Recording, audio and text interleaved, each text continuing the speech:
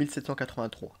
Les frères Montgolfier font décoller le premier ballon habité, et la postérité donnera leur nom à ce modèle de ballon utilisant l'air chaud. Rapidement, l'armée s'intéresse à ce genre d'invention.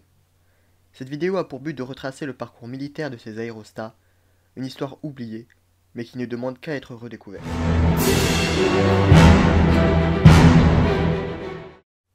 Cette histoire prit son envol grâce aux importants travaux et découvertes scientifiques du XVIIIe siècle, comme la découverte de l'hydrogène, pour ne citer que celle-ci. En 1793, le Comité de salut public crée la première compagnie d'aérostiers, le 2 avril, sous le commandement du capitaine Coutel, qui, dès le 3 mai, rejoint l'armée du général Jourdan, assiégée par les Autrichiens à Maubeuge. Les aérostatiers parvinrent à pénétrer dans la ville et se mirent à l'ouvrage. Le 2 juin, leur ballon l'entreprenant va recevoir son baptême du feu. Il ascensionne au-dessus de Maubeuge afin de repérer les positions ennemies, mission accomplie avec succès. Le ballon joua aussi un rôle psychologique. Voici le témoignage de celle de Beauchamp.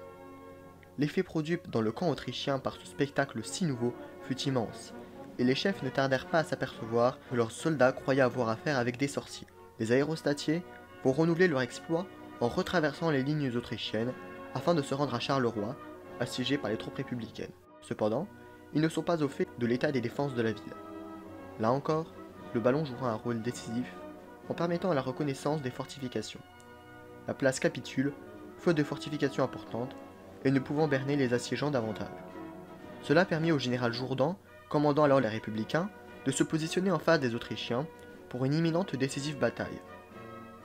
Le 26 juin 1794 est la date qui va marquer le plus grand fait de gloire des aérostiers, car c'est grâce à l'ascension de leur ballon l'entreprenant que la bataille de Fleurus va être remportée. La vue du ballon survolant le champ de bataille va servir de thème à de nombreuses illustrations, gravures et peintures depuis cette époque. L'imagerie d'Épinal l'a reproduite et fait connaître auprès du grand public, et tous les manuels d'histoire l'ont fait découvrir aux écoliers. En effet, grâce aux renseignements français tirés des airs, l'armée résiste.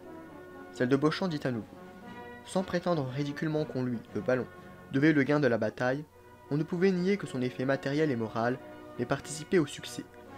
Nous sûmes d'une manière positive que l'aspect de cette magnifique tour, improvisée au milieu d'une plaine où rien ne gênait l'observation, avait porté une espèce de découragement parmi les soldats étrangers qui n'avaient aucune idée d'une chose pareille. Les mouvements de l'artillerie et des masses ennemies avaient été signalés au général Jourdan aussitôt qu'effectués. Cet avantage était immense, mais sans la reddition de Charleroi, il est probable que nous nous en serions fort mal tirés.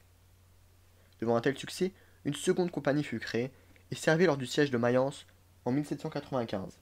Un ballon et un corps d'aérostiers feront même partie de l'expédition d'Égypte, mais tout leur matériel sera perdu lors de la désastreuse bataille d'Aboukir. Les ballons lors de la Révolution eurent donc l'occasion de faire leur preuve au combat. Néanmoins, cette histoire ne s'arrête pas là. Ils seront encore utilisés dans les conflits les plus meurtriers de l'histoire, ce sera l'objet de la prochaine vidéo.